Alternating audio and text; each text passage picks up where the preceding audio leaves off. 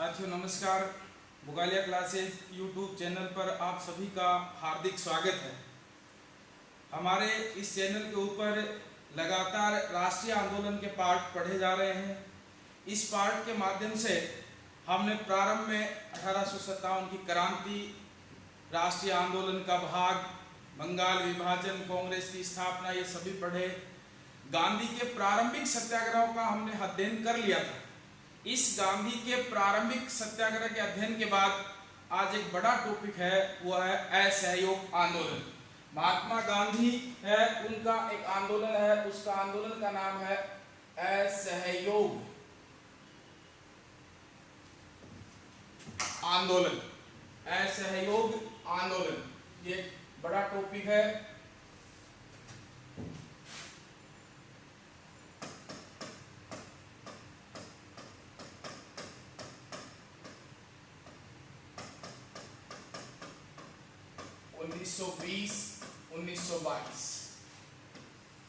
असहयोग आंदोलन की बात करते हैं।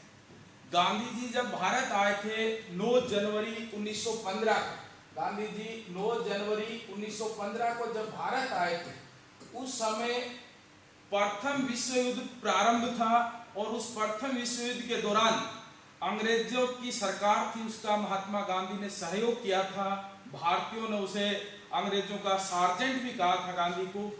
लेकिन यहाँ परिस्थितियां क्या थी? परिस्थितियां ये थी कि इसके बाद में दो महत्वपूर्ण घटनाएं, एक महत्वपूर्ण घटना थी, वो थी जलियांवाला बाग, और दूसरा जो था महत्वपूर्ण, इनका जलियांवाला बाग था, और दूसरा जो महत्वपूर्ण कारण था वो था इनका खिलाफत आंदोलन। इस खिलाफत आंदोलन, जलियांवाला बाग हत्याकांड, ये जलियांवाला बाग हत्याकांड हमने पूर्व में पढ़ा था। जो सेडिशन कमेटी थी, सेडिशन कमेटी थी, इस सेडिशन कमेटी सिडनी रॉलवेट की जो अध्यक्षता में थी, इसमें मात्र भारतीय का नाम भी था। इस सेडिशन कमेटी के माध्यम से, इस सेडिशन कमेटी के माध्यम से जो रोलेट एक्ट प्रस्तुत किया था, उसके बाद 13 अप्रैल 1919 को जो जलियांवाला बाग हत्याकांड घटित हुआ था, ये जो जलियांवाला बाग जो घटित हुआ था, इसके बाद गांधी जी अंग्रेजी विचारधारा या अंग्रेजी सरकार के विरुद्ध हो गए थे और उन्होंने प्रारंभिक जो सत्याग्रह थे, इनके बाद भारत के अंदर एक आंदोलन चलाया था, वो था असहयोग आंदोलन। गांधी जी का ये जो असहयोग आंदोलन था, इस आंदोलन के दौरान गांधी जी ने क्या क्या परिवर्तन की बात कही। इसी दौरान महात्मा गांधी ने इस आंदोलन को आगे बढ़ाने के लिए क्या क्या कार्यक्रम रखे, इस आंदोलन को अनुमति कहां से मिली, उनके बारे में अध्ययन करते हैं।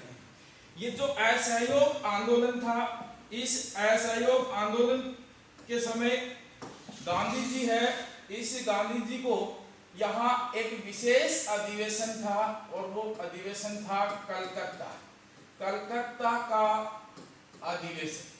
ये विशेष अधिवेशन था कलकत्ता का, ये बुलाया गया, ये सितंबर 1920 में बुलाया गया। सितंबर 1920 में इसको बुलाया गया। ये जो अधिवेशन बुलाया गया था सितंबर 1920 में, इसकी अध्यक्षता, इसके अध्यक्ष कौन थे? तो इसके अध्यक्ष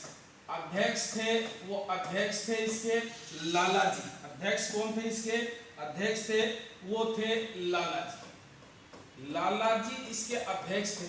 इस अधिवेशन के दौरान महात्मा गांधी द्वारा जो असहयोग आंदोलन चलाए जाने वाले की बात कर रहा था गांधी जी, उस असहयोग आंदोलन को गांधी जी ने जो चलाया उसका निर्णय ले लिया। अब बात आती है कि एक दूसरा अधिवेशन जो कांग्रेस का विधिवत अधिवेशन था, नागपुर अधिवेशन। कौन सा अधिवेशन था?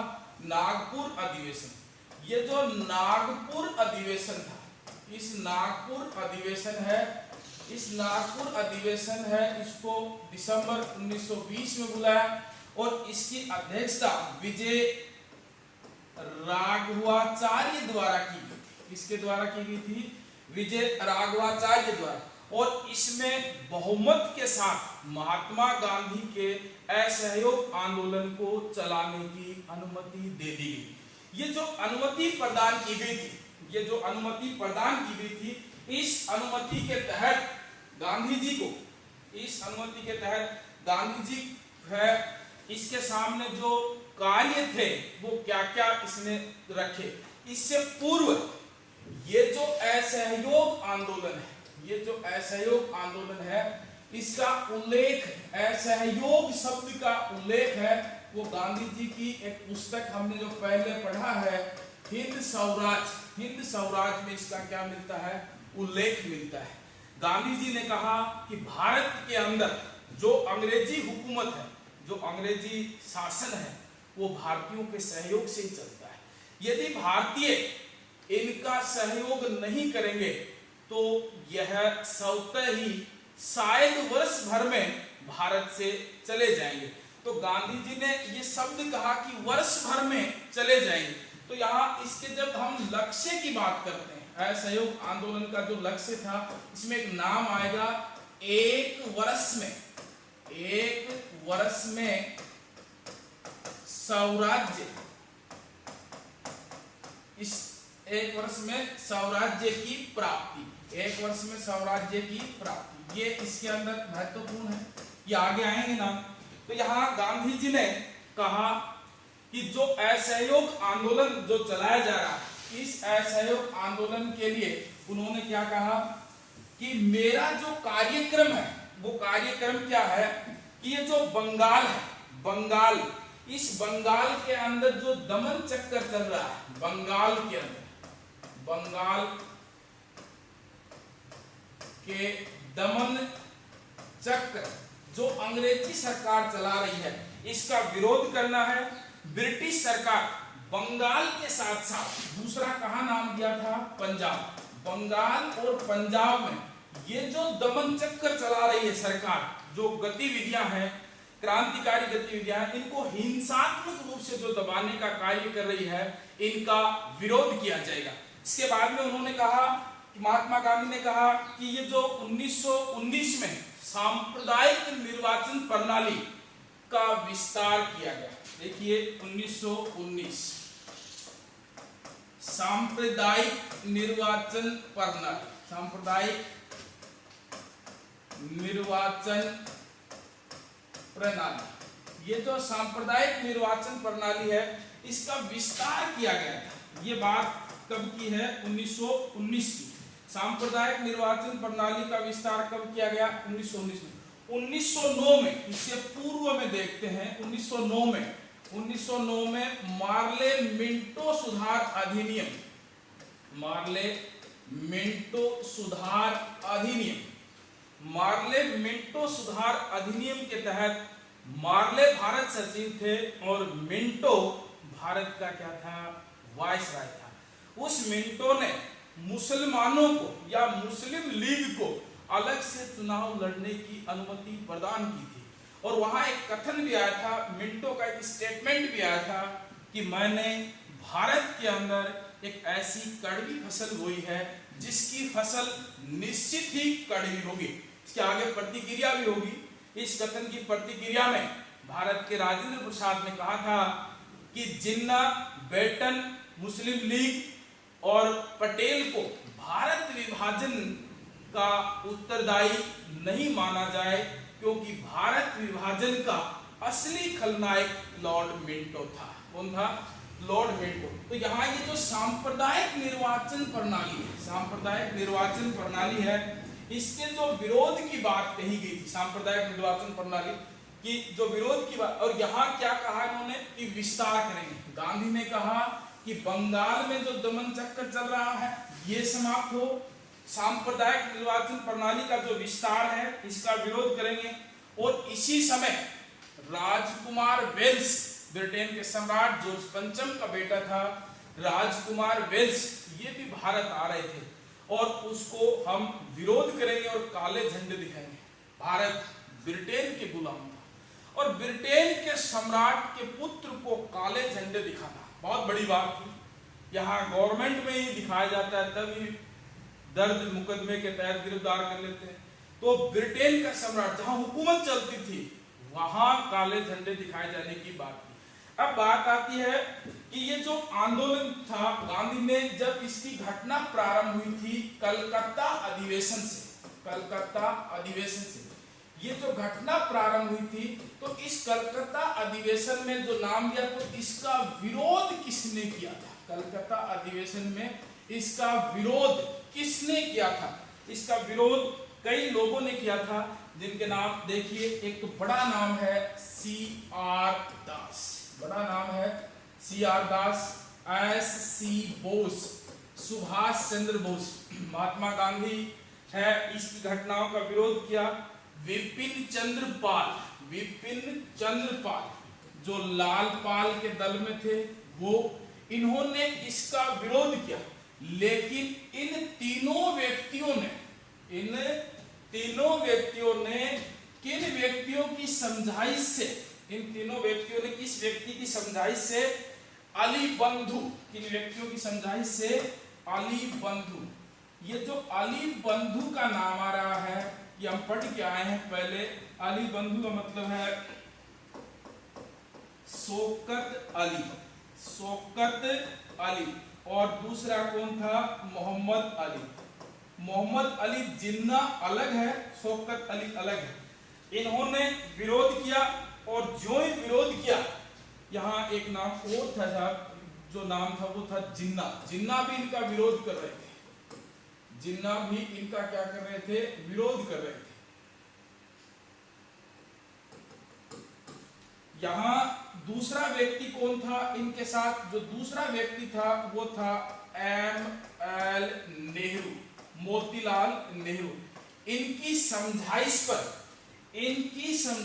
अली बंधु, मोतीलाल नेहरू की समझाइश पर ये व्यक्ति कौन कौन? C.R. दास, मोहम्मद अली जिन्ना, सुभाष चंद्र बोस, विपिन चंद्र पाल, इन्होंने और गांधी के इस कलकत्ता अधिवेशन में जो असहयोग आंदोलन की बात थी उसको स्वीकार कर लिया था। यहाँ इन्होंने जो स्वीकार किया, इसके बाद महात्मा गांधी ने कहा कि हमारा ये तो लक्ष्य है। अब इनमें लक्ष्य की बात जब हमने पहले की थी, तो वो लक्ष्य क्या बताया गांधी ने? वो लक्ष्य ये बताया कि हम भारत के अंदर, इसका मूल लक्ष्य क्या था? एक वर्ष में स्वराज्य की प्राप्ति करना, स्वराज्य की प्राप्ति करना, एक वर्ष में स्वराज्य की प्राप्ति करना। यहाँ इसके बारे में पहले भी चर्चा हुई है। स्वराज्य प्रथम दृष्टि में नाम लेने वाला वो था दयानंद सरस्वती, दयानंद सरस्वती। कांग्रेस ने कब काम में लिया? 1906। किसने लिया? दादा भाई नौरोजी। किसने काम में लिया? दादा भाई नौरोजी। और आगे चलकर हम बात करेंगे 1929 का जो लाहौर अधिवेशन है, उसमें पूर्ण स्वराज्य की मांग जवाहरलाल नेहरू द्वारा रखी गई थी। तो एक वर्ष में स्वराज्य की प्राप्ति की बात सर्वप्रथम किसने कही थी? वो कही थी महात्मा गांधी ने। कहा कि एक वर्ष तक आप किसानों जो लोग हैं, मध्यम वर्ग जो लोग हैं, पूंजीपति जो वर्ग है, यह अंग्रेजों का सहयोग ना करें, अंग्रेज स्वतः ही भारत से चले जाएं। इसके बाद गांधी जी ने कहा कि मुझे अंग्रेजों द्वारा बोवर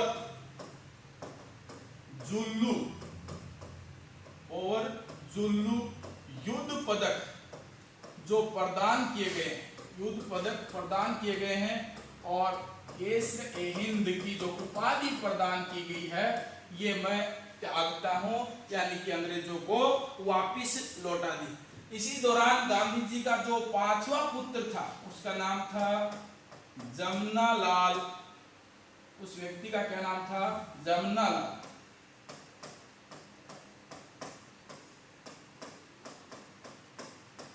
बजाज। जमनालाल बजाज ने राय बहादुर की उपाधि लौटा दी। राय बहादुर की उपाधि वापिस लौटा दी और यह आंदोलन प्रगति पर चलने की बात प्रारंभ हो गई। स्कूल कॉलेज इन पर हड़ताल रखी गई, शराब की दुकानों पर धरना दिया गया और यह आंदोलन बहुत तेज गति से आगे बढ़ रहा था। इसी आंदोलन के दौरान एक बहुत बड़ी घटना घटती है और वो घटना क्या घटती है? इस आंदोलन के दौरान भारत के अंदर, इस आंदोलन के दौरान भारत के अंदर और 3 विद्यापीठ, एक तो काशी विद्यापीठ,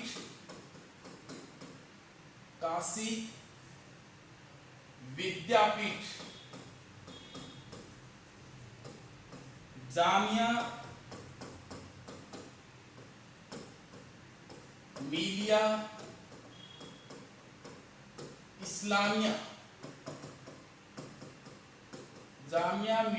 इस्लामिया विद्यालय और राष्ट्रीय कॉलेज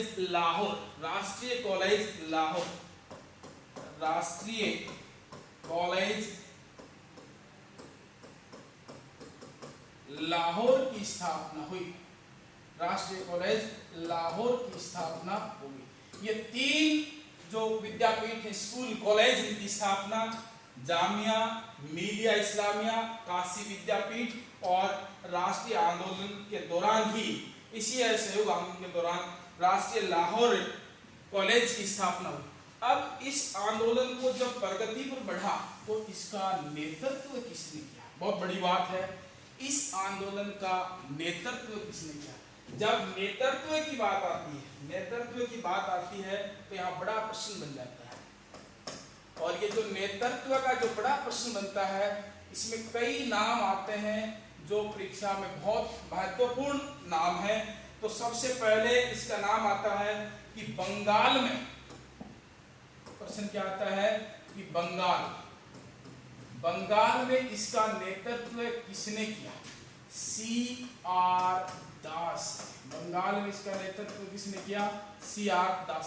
अब यहाँ एक प्रश्न है, CR दास ने कलकत्ता अधिवेशन के दौरान प्रारंभ में अपनी नाराजगी दिखाई थी इस आंदोलन के प्रति, लेकिन वहां अली बंधु और मोतीलाल नेहरू के अथक प्रयासों से समझाने के बाद और यह स्वीकार कर लिया गया कि हम गांधी के और असहयोग आंदोलन में इनके सहयोगी रहेंगे। शुरू में तो ये नाराज थे, बाद में इनका राजीनामा भी हो गया था।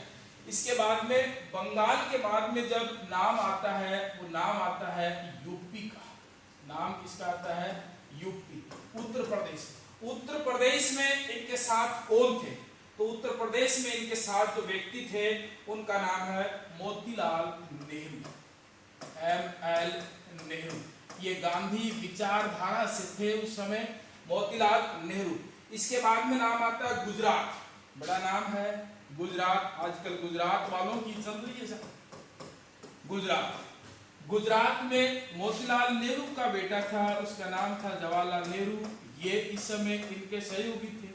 यहाँ गुजरात के बाद में सबसे जो महत्वपूर्ण कड़ी थी वो थी साहब यहाँ दिल्ली। और दिल्ली के अंदर जिसने नेतृत्व किया, वो नेतृत्व करने वाला था, वो था Asaf Ali. Very very important है, आसफ अली। इन्होंने यहाँ नेतृत्व किया भारत के राष्ट्रीय आंदोलन के दौरान। दिल्ली में जो नेतृत्व किया वो किसने किया था? आसफ अली ने। यहाँ एक छोटा सा नाम और भी आता है, जो बिहार, बड़ा नाम है, बड़ा स्टेट है बिहार। यहाँ ये जो बिहार है, इस बिहार में किया था, वो किया था डॉक्टर राजेंद्र प्रसाद ने यहाँ क्या किया था? नेतृत्व किया था और राष्ट्रीय आंदोलन को चलाया गया था। यहाँ एक प्रश्न आता है जो एमटीएस में एक बार रिपीट हुआ था कि गुजरात में जवाहरलाल नेहरू ने नेतृत्व किया। वहां गुजरात में जवाहरलाल नेहरू के साथ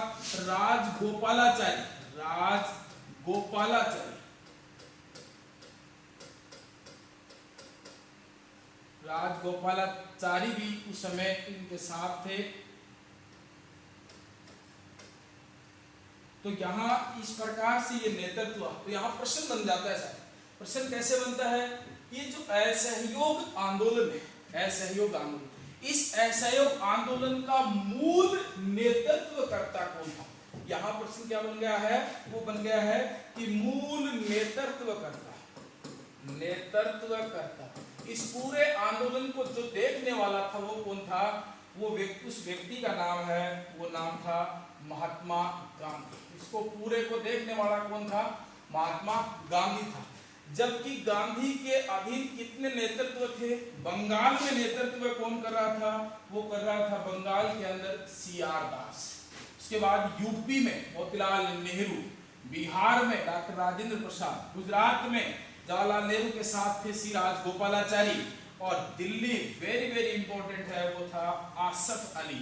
इन्होंने यहाँ नेतृत्व की बागडोर संभाल रखी थी और असहयोग आंदोलन बहुत तेज गति से आगे बढ़ रहा था और ऐसा लग भी रहा था कि कभी न कभी ये 1 वर्ष के दौरान जो गांधी का लक्ष्य था 1 वर्ष में स्वराज्य की प्राप्ति करना, ये आसान दिखाई दे रहा था। लक्ष्य था वो आसान दिखाई दे रहा था। अब यहाँ भारतीयों के लिए गांधी ने क्या कहा था? ये जो आंदोलन है पूर्ण रूप से अहिंसात्मक होगा, कोई भी हिंसात्मक घटना नहीं होगी। 1 वर्ष का समय मांगा गया है, कोई भी हिंसात्मक घटना इसके अंदर नहीं घटेगी। इसी दौरान अंग्रेज क्या चाहते थे कि उन्हें कोई एक छोटा सा टर्निंग पॉइंट मिले, चौका लगी जाए, छक्का लगी जाए और ये बाउंड्री पर आउट हो जाए। उसी समय बहुत बड़ी घटना घटती है उत्तर प्रदेश के गोरखपुर जिले में। उत्तर प्रदेश का जो गोरखपुर जिला है इसमें बहुत बड़ी घटना घटती है, और वो घटना क्या घटती है कि इस दौरान यहाँ एक बड़ी घटना घटती है, वो है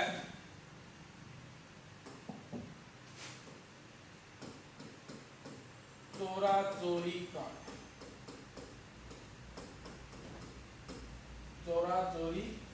ये बड़ी घटना घटती है। चोरा चोरी जो कांड था ये बड़ी घटना है, चोरा चोरी कांड। यहाँ ये घटना कब की है? उत्तर प्रदेश की जो घटना है इसके अंदर क्या था क्या नहीं था उसको देखते हैं। एक तो ये प्रश्न इसका बहुत महत्वपूर्ण है, ये जो घटना है ये कब की है? ये घटना है 5 फरवरी 1922 की। बहुत महत्वपूर्ण घटना है चोरा चोरी कांड। ये पड़ता कहाँ है? यूपी में। यूपी है उत्तर प्रदेश के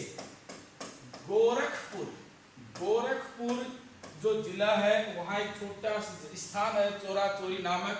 यहाँ कुछ क्रांतिकारियों ने या कुछ उग्र भीड़ ने 21 पुलिस कर्मियों को बंधक बना लिया था। जो पुलिस कर्मी थे इस पुलिस कर्मियों को बंधक बना लिया, और जो ही इनको बंधक बनाया, 21 पुलिस कर्मियों को जो बंधक बनाया और इन्हें एक कमरे में बंद कर आग लगा दी गई, जिससे यह आंदोलन जो अहिंसात्मक था और यह आंदोलन क्या हो गया है? इसी घटना से आंदोलन है वो हिंसात्मक हो गया। आंदोलन क्या हो गया? इसी से हिंसात्मक हो गया। आंदोलन क्या हो गया? आंदोलन है वो हिंसात्मक हो गया। आंदोलन क्या हो गया? हिंसात्मक। जबकि गांधी ने क्या कहा था कि आंदोलन है जो वह पूर्ण रूप से अहिंसात्मक होना चाहिए, और इसी के साथ ये आंदोलन जो ही हिंसात्मक हुआ। अब ये घटना कब की है? 5 फरवरी 1922 को, और गांधी को इसकी सूचना मिलती है 7 फरवरी को। और गांधी को जब सूचना मिलती है तो गांधी ने यहाँ एक बहुत बड़ा डिसीजन लिया था, निर्णय लिया था, और यहीं से प्रश्न भी बनता है गांधी के, इसी प्रश्न बनता है। और वो प्रश्न क्या बनता है? वो प्रश्न ये बनता है, यह आंदोलन गांधी ने 12 फरवरी 1922 को बारदोली से वापिस ले लिया। बारदोली से वापिस ले लिया। गांधी ने यह बारदोली से क्या करके इसको वापिस ले लिया। तो ये था असहयोग आंदोलन।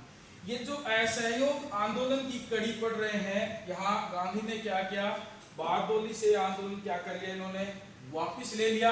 और इसी के साथ जो भारत में एक स्वतंत्रता, गुलामी से, पराधीन से एक स्वतंत्रता की जो आशा की किरणें दिखाई दे रही थी, वो एक बार के लिए बंद हो गई। जो ही ये घटना बंद हुई तो इसका विरोध किया गया। सुभाष चंद्र बोस, बहुत बड़ा नाम है, सुभाष चंद्र बोस और जवाहरलाल नेहरू। अब ये जो वापिस लिया गया आंदोलन, वापिस लिया गया, इस आंदोलन को वापिस लेने का विरोध किसने किया? इस आंदोलन को वापिस लेने का विरोध किसने किया? तो विरोध किसने किया? एक तो क्या था, जवाहरलाल नेहरू। जवाहरलाल नेहरू ने बहुत बड़ा विरोध किया कि ये बहुत गलत काम हुआ। और एस.सी. बोस, सुभाष चंद्र बोस, महात्मा गांधी ने असहयोग आंदोलन कब वापस लिया? 12 फरवरी को। घटना कौन सी? चोरा चोरी, 5 फरवरी 1922। सूचना कब? 7 फरवरी। और वापस कब ले लिया गया? 12 फरवरी को वापस ले लिया गया। जो ही वापस लिया तो इसका विरोध कौन कर रहा है? जवाहरलाल नेहरू और सुभाष चंद्र बोस। सुभाष चंद्र बोस ने अपनी किताब थी मेरा संघर्ष, मेरा संघर्ष, इस मेरा संघर्ष पुस्तक में लिखा है कि यह असहयोग आंदोलन वापस लेना राष्ट्रवाद और राष्ट्रहित, इसने क्या कहा? राष्ट्रवाद, राष्ट्रवाद और राष्ट्रहित, राष्ट्रहित में नहीं था, राष्ट्रहित में नहीं था। इसने क्या कहा? ये राष्ट्रवाद के हित में नहीं था। और ये आंदोलन गांधी ने वापस ले लिया। बहुत बड़ा प्रश्न चिन्ह लगाया सुभाष चंद्र बोस ने। और ये घटना भी सही थी, एक छोटी सी जगह थी, उसमें छोड़ देते, वहां बैन लगा देते, बाकी संपूर्ण भारत में चलता तो शायद जो परिस्थितियां 1947 में थी वो नहीं बनती, आजाद हो जाते, हिंदू मुस्लिम दंगे नहीं होते। इसीलिए इन्होंने कहा कि राष्ट्रवाद और राष्ट्रहित में नहीं था। इसके विरोध में दूसरी घटना क्या होती है? इनके विरोध में मोहम्मद अली जिन्ना, बहुत बड़ा नाम, मोहम्मद अली जिन्ना, विपिन चंद्र पाल, मोहम्मद अली जिन्ना, विपिन चंद्र पाल, एनी बिसेंट, इन्होंने कांग्रेस छोड़ दी, इन्होंने कांग्रेस से त्याग पत्र दे दिया। इनको जरूर याद रखना, कॉमनवेल्थ और न्यू इंडिया, कॉमनवेल्थ और न्यू इंडिया इनके क्या थे? समाचार पत्र थे। कब? वो थे उस समय जब ये होम रूल लीग आंदोलन चला रहे। तो मोहम्मद अली जिन्ना, विपिन चंद्र पाल और एनी बिसेंट ने क्या कर दिया? कांग्रेस का परित्याग कर दिया। अब यहाँ कथन आए, कथन किस प्रकार से आए? कथन आया मोतीलाल नेहरू का। मोतीलाल नेहरू ने महात्मा गांधी द्वारा असहयोग आंदोलन वापस लेने के बाद, असहयोग आंदोलन वापस लेने के बाद क्या कहा कि कन्याकुमारी, प्रश्न एक छोटा सा तथ्य भी है, कन्याकुमारी, कश्मीर से कन्याकुमारी तक भारत एक है। कहा कि कन्याकुमारी के एक गांव की सजा हिमालय के उस पार क्यों दी गई? मतलब हाथ दाया टूट गया, प्लस्तर बाएं गिर गया। तो यहाँ इन्होंने कहा कि इन्होंने किस बात को लेकर इतना बड़ा डिसीजन लिया है कि कन्याकुमारी के एक छोटे से गांव की गलती है वो की, उसकी सजा किसको प्रदान कर दी गई? इन्होंने किसको प्रदान की? वो कश्मीर या हिमालय के उस पार को दी गई। इस प्रकार से जो भारत के अंदर राष्ट्रीय आंदोलन की जो मुहिम चली थी उसको क्या कर दिया गया? एक समय के लिए रोक दिया गया। इसके बाद में बड़ी बड़ी घटनाएं घटती हैं और वो घटना कौन सी थी? वो थी स्वराज पार्टी। स्वराज पार्टी बनती है। कब बनती है? जब असहयोग आंदोलन महात्मा गांधी द्वारा वापिस ले लिया जाता है, उसके बाद में बनती है। तो यहाँ इसके बाद में एक जो तथ्य है वो तथ्य क्या है? वो है स्वराज पार्टी। बहुत बड़ा नाम है, यहाँ फर्स्ट ग्रेड में प्रश्न भी पूछा था इसका, स्वराज पार्टी। स्वराज पार्टी ये स्वराज पार्टी बनती है 1922 में। स्वराज पार्टी की स्थापना हो जाती है 1922 में। अब ये जो स्वराज पार्टी 1923 में स्वराज पार्टी जो बनती है ये कब बनती है? 1923 में। ये जो स्वराज पार्टी बनती है इसकी स्थापना की तो यहाँ इसके संस्थापक कौन थे? इसके संस्थापक कौन थे? तो संस्थापक थे वो थे CR दास और ML नेहरू। CR दास और ML नेहरू ये क्या थे? इनके संस्थापक थे। इन्होंने CR दास इन दोनों ने इस पार्टी की स्थापना कहाँ कर दी? तो इन्होंने इस पार्टी की स्थापना कहाँ कर दी थी? पार्टी की स्थापना कर दी थी वो की थी इलाहाबाद के आनंद भवन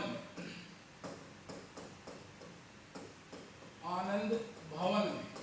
इलाहाबाद के आनंद भवन में इसकी क्या कर दी थी? स्थापना हुई। उस समय ये जो पार्टी क्यों बनाई गई थी, इसका उद्देश्य क्या था? इस पार्टी का उद्देश्य क्या था? इसको क्यों बनाया गया? उद्देश्य क्या था?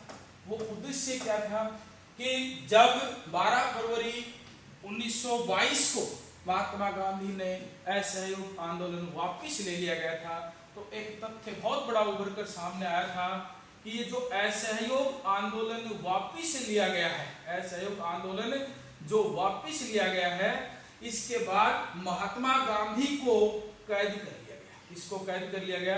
महात्मा गांधी को कैद कर लिया गया। तो इसका उद्देश्य क्या था? विधान परिषद में या विधान परिषद में शामिल होकर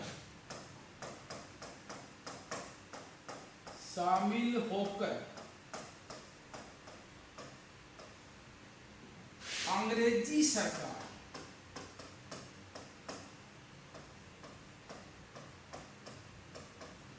की नीतियों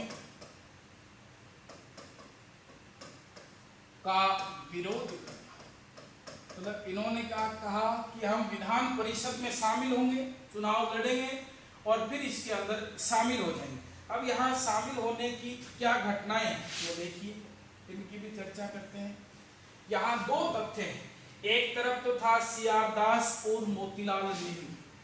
CR दास और मोतीलाल नेहरू, ML नेहरू। CR दास और मोतीलाल नेहरू। दूसरी तरफ था राजेंद्र प्रसाद, डॉक्टर राजेंद्र प्रसाद। दूसरी तरफ कौन था? डॉक्टर राजेंद्र प्रसाद था। C राजगोपालाचारी थे।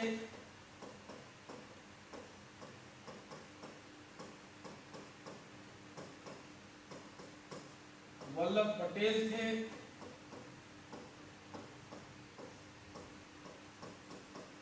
और डॉक्टर अंसारी थे। ये दो गुट मान लीजिए। ये क्या थे? परिवर्तनवादी थे। ये इतिहास में परिवर्तनवादी थे, ये अपरिवर्तनवादी थे। ये अपरिवर्तनवादी थे। वो CR दास और मोतीलाल नेहरू परिवर्तन चाहते थे जबकि ये अपरिवर्तनवादी थे।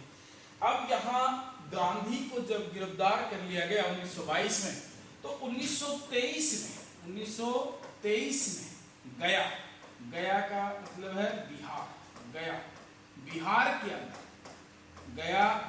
के अंदर कांग्रेस का एक अधिवेशन हुआ जिसके अध्यक्ष किसको बनाया गया था? वो बनाया गया था CR दास। ये इसकी अध्यक्षता कर रहे थे। इन्होंने कहा कि एक ही लक्ष्य है और वो लक्ष्य क्या है? स्वराज्य की प्राप्ति करना। लक्ष्य क्या है? स्वराज्य की प्राप्ति करना। तो इन्होंने प्रस्ताव क्या कहा? इन्होंने अपने प्रस्ताव में क्या कहा? इन्होंने प्रस्ताव क्या रखा? प्रस्ताव ये रखा कि हम विधान परिषद के चुनाव में भाग लेकर या विधान परिषद के बजाय इन्होंने दूसरा नाम दिया कि चुनाव में भाग लेकर असेंबली में पहुंचकर अंग्रेजी सरकार द्वारा भारत में जो नीतियां हैं उनका विरोध हम करेंगे। तो इन्होंने कहा कि आप सत्ता चाहते हो, हम आजादी चाहते हैं। लक्ष्य दोनों ने कहा कि हमारा एक ही है, हम भी आजादी चाहते हैं, लेकिन उसका तरीका दूसरा। ये परिवर्तनवादी थे, समय के साथ परिवर्तन कर रहे थे, जबकि ये क्या थे, अपरिवर्तनवादी थे। और इसी बात को लेकर यहाँ इन्होंने एक कमेटी की स्थापना की और इन्होंने इस कमेटी के अंदर शामिल होकर इन्होंने अपनी उपलब्धियां भी रखी। इनकी उपलब्धियां एक तो बहुत महत्वपूर्ण थी उपलब्धि, अलेक्जेंडर मुंडीमैन है उसके निर्देशन में और मुंडीमैन कमेटी की स्थापना, मुंडीमैन कमेटी की स्थापना, मुंडीमैन कमेटी की स्थापना इन्होंने की। दूसरा बहुत महत्वपूर्ण काम था वो था उत्तर प्रदेश, यूपी। दूसरा क्या था, यूपी के जो किसान थे, यूपी के जो किसान थे, इन किसानों को, यूपी के जो किसान थे, इन किसानों को इनकी पुश्तैनी जो जमीन थी उनका हक दिलाने में ये सफल हो गए। इसके बाद में था महत्वपूर्ण, भारत में उत्तरदायी सरकार की स्थापना की जाए, उत्तरदायी सरकार की स्थापना की मांग की। और कहा, चौथी बात थी वो क्या कहा कि जो भारत में घटना चक्र चल रहा है, जो भारत में घटना चक्र चल रहा है, इस घटना चक्र, जो भारत के अंदर जो घटना चक्र चल रहा है वो घटना चक्र है, इस घटना चक्र जो चलाया गया है इसके विरुद्ध में गोलमेज सम्मेलन, इसके विरोध में गोलमेज सम्मेलन है उसकी स्थापना हो। किसकी स्थापना की बात की इन्होंने, गोलमेज सम्मेलन। तो गोलमेज सम्मेलन की बात भी इन्होंने कह दी। कब कह दी साहब गोलमेज सम्मेलन की, इस स्वराज पार्टी ने कह दी और इस प्रकार से ये स्वराज पार्टी है ये सफल हुई। अब इसके बाद में 1923-24 में गांधी को रिहा कर दिया गया, गांधी को रिहा कर दिया गया। तो इसके बाद में कांग्रेस का अधिवेशन होता है और वो होता है बेलगांव अधिवेशन, बेलगांव अधिवेशन होता है 1924 में बेलगांव अधिवेशन होता है। अब ये बेलगांव कहाँ है, किसकी बात करते हैं, बेलगांव कर्नाटक में। बेलगांव अधिवेशन जो होता है कर्नाटक में, जो बेलगांव अधिवेशन होता है ये 1924 में होता है और ये कांग्रेस का 40वां अधिवेशन था। तो यहाँ एक प्रश्न भी बनता है, कांग्रेस के उस अधिवेशन का नाम बताओ, कांग्रेस के उस अधिवेशन का नाम बताओ जिसकी अध्यक्षता महात्मा गांधी ने की थी।